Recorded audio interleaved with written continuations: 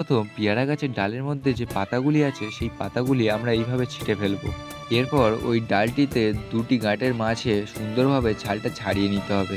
চলুন তাহলে সুন্দরভাবে ছালটি ছাড়িয়ে নেওয়া যাক। এরপর ওই ছাল ছাড়ানো জায়গাটির উপর আগের থেকে রেডি করে রাখা গোল করা মাটিটাকে দিয়ে নেব।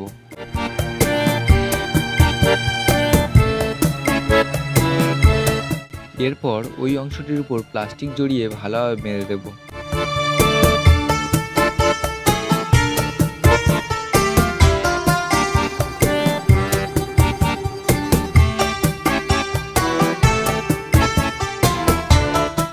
একই রকমভাবে এই ডালটির ছালটিকেও ছাড়িয়ে নেব। চলুন তাহলে ছালটি ছাড়িয়ে নেওয়া যাক।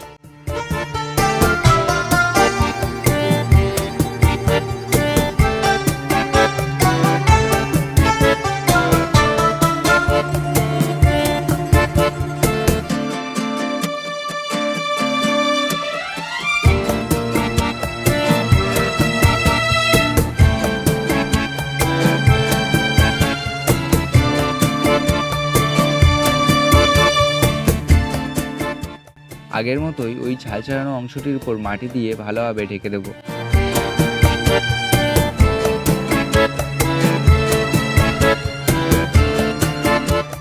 আগের মতো ওই অংশটিকে আর প্লাস্টিক দিয়ে বাঁধবো না।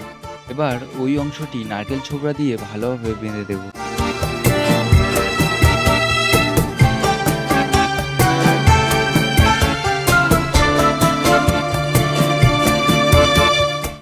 আপনারা চাইলে এই দুভাবেই আপনারা পেয়ারা গাছের কলম বাঁধতে পারেন।